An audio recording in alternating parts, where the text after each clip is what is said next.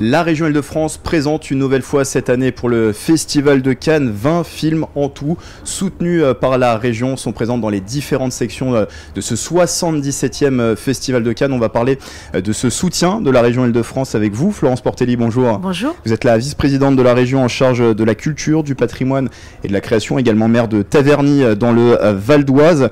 Alors, un chiffre à donner, c'est 25 millions d'euros. C'est le budget annuel moyen qui est mis sur la table par la région pour soutenir le cinéma. Pourquoi c'est important justement de soutenir le cinéma? On précise que c'est un soutien qui est régulier, qui n'a pas baissé sur ces dernières années. Pourquoi le soutien est important pour la région?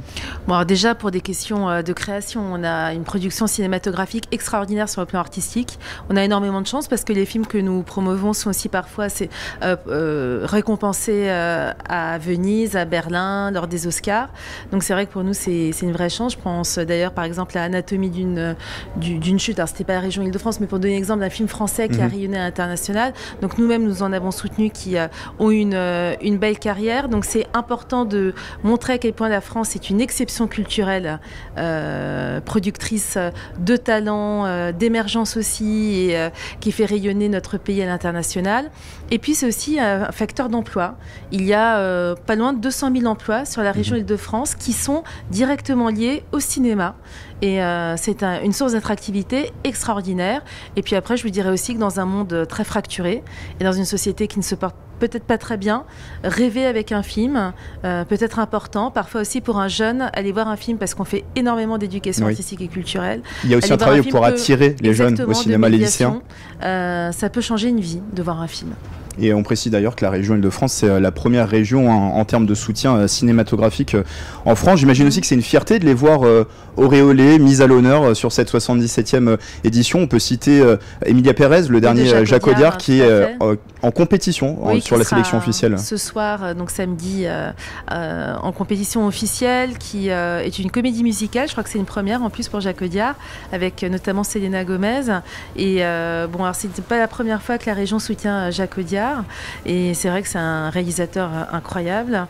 Et pour nous, c'est une fierté, puis ça fait quelque chose quand on voit à Cannes, salué par la communauté du cinéma au niveau international, par la presse internationale, des films français comme celui-ci. Ça fait plaisir. Comment la région les sélectionne? Sur quels critères vous choisissez les films que vous allez soutenir? Alors c'est des critères qu'on essaye de faire, que Valérie Pécresse soit les plus objectifs possibles, puisque pour le fonds de soutien au cinéma, il y a des comités qui se réunissent, qui sont il y en a 3, c'est par rapport au montant des films, par rapport au coût des films. Il y a parité entre élus de bords différents et professionnels du cinéma pour que vraiment le regard soit le plus objectif possible. Élus parce que tout simplement ça permet que les représentants du peuple puissent aussi apporter leur regard, si c'est des gens qui ont une appétence particulière pour le cinéma, et puis les professionnels du cinéma parce que ce sont de facto les professionnels et ils ont un regard aussi plus critique et plus affirmé peut-être sur le cinéma. Donc c'est un bon système qui permet de faire émerger des films à la fois d'auteurs, mais aussi parfois des films populaires, voire les deux. Je vous donne l'exemple de Simone Veil, qui avait été soutenue par la région, qui a été à la fois une rencontre avec un public, même un public parfois de jeunes, et en même temps un succès critique. Et c'est un soutien sur les différentes étapes de la création, au travers de dispositifs. Tout à fait. Quels exemples de dispositifs?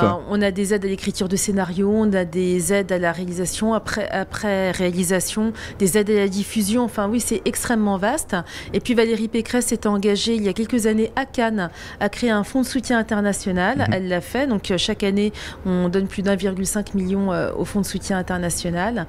Et ça permet aussi de rayonner, mais toujours de concentrer des grandes productions en Île-de-France, toujours dans ce souci aussi de faire rayonner notre région sur le plan touristique, culturel et économique. C'est important de dire que ça attire les réalisateurs français, mais les réalisateurs aussi internationaux. Il y a de très beaux lieux de tournage aussi en Île-de-France. Ah oui, on a la chance d'avoir une région magnifique. Alors évidemment, on pense toujours à Paris, mais il n'y a pas très longtemps, j'étais en visite à Vaux-le-Vicomte, où les propriétaires me disaient qu'ils avaient eu de nombreux tournages, mais également sur de nombreux sites franciliens et également de notre grande couronne. Ce n'est pas que la petite couronne et Paris. La Grande Couronne regorge aussi de joyaux patrimoniaux.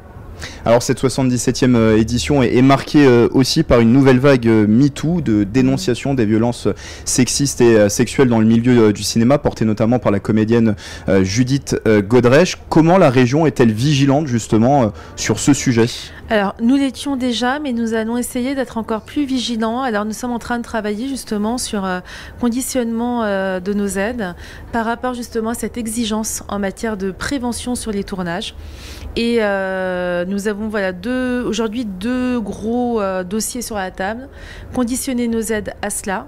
Et également conditionner nos aides au respect des règles éthiques et juridiques et du droit du travail en matière d'intelligence artificielle. C'est deux gros chantiers sur lesquels nous nous penchons en ce moment. Je crois que vous avez des rencontres notamment sur l'intelligence artificielle. Ce matin. Oui. Mais sur les violences sexistes et sexuelles, il y a beaucoup de retard qui a été pris. Pas simplement d'ailleurs les violences sexistes et sexuelles, mais aussi la gestion des mineurs sur un tournage, la protection des mineurs. Voilà, c'est des sujets sur lesquels on est très attentif, et je dirais aussi très attentive avec Valérie Pécresse. Moi, en tant que femme, c'est évidemment des sujets qui me touchent énormément. Je soutiens totalement le combat de Judith Godrèche. Je pense que d'ailleurs le cinéma a encore beaucoup de chemin à faire. Et voilà, il y a des positions qui sont les siennes que je rejoins totalement. Et en tant que collectivité qui soutient le cinéma, vous avez porté quel regard sur l'intelligence artificielle justement ? Est-ce que voilà, comment vous voyez l'évolution, et notamment dans le milieu cinématographique ? Alors, on ne peut pas lutter contre son temps. D'ailleurs, ce serait idiot. L'intelligence artificielle, elle est là. En revanche, ce qui est choquant, c'est que la France est très en retard pour des raisons qui ne sont pas forcément nobles. Beaucoup d'incointance entre le président Macron et certains lobbies en matière d'intelligence artificielle. Et du coup, on n'est pas allé très loin sur la protection du droit d'auteur, sur la réflexion à avoir pour connaître justement ce qui a alimenté l'intelligence artificielle, d'où venait le fond finalement d'œuvres ou le fonds intellectuel ou de ressources qui a permis d'alimenter l'intelligence artificielle, sa traçabilité, le fait aussi que tout le monde n'a pas accès de manière équitable aux mêmes outils en matière d'intelligence artificielle. Donc voilà, tout cela, ça pose évidemment énormément de questions. La question aussi de est-ce qu'on peut soutenir un film qui a été créé en grande partie avec de l'intelligence non humaine ? À mon avis, bien évidemment non. Donc voilà, c'est toutes ces questions-là qu'aujourd'hui nous devons traiter rapidement. Parce que le progrès technologique et technique est galopant, va extrêmement vite, alors que la réflexion en termes de réglementation et de législation dans notre pays est abominablement lente. Et moi, ce que je voudrais également, c'est que la réflexion que nous portons soit portée à l'échelle francophone. C'est-à-dire pas simplement sur le bassin européen, mais à l'échelle internationale. Parce que face au lobby chinois et américain, eh bien, le lobby de la francophonie doit être aussi un lobby utile, puissant et actif pour des raisons de revendication de notre exception culturelle. Présence de la région Île-de-France chaque année ici à Cannes. Là, on est au village international où l'Île-de-France a son propre stand. C'est quoi vos journées à Cannes ? Elles ressemblent à quoi ? On imagine différents rendez-vous pendant la croisette ? Alors, ce que j'essaye de faire, c'est déjà d'aller voir des films, parce que je suis très cinéphile, donc c'est vrai qu'on a beaucoup de chance, on peut découvrir des films en avant-première, rencontrer les acteurs du cinéma, mais j'allais dire, on n'est pas là pour boire des cocktails et faire la fête. Ce matin, je trouvais extrêmement utile de rencontrer les professionnels du cinéma pour parler justement d'intelligence artificielle. Donc voilà, le but du jeu ici, comme tout le monde est concentré sur une semaine à Cannes, c'est d'avancer sur le dossier, de rencontrer un maximum de monde. On a aussi rencontré la FICAM. Là, on vient d'avoir une réunion sur des studios de cinéma. Voilà, l'idée, c'est d'avancer encore plus vite. Alors évidemment, le cadre est très plaisant, le ciel est bleu, la mer est belle, donc ça ne gâche rien, mais on est là pour travailler. Et une dernière question, on sait que le secteur du cinéma a traversé là quelques années difficiles. Quelles sont les perspectives pour vous ? Pour le moment, le cinéma se porte bien.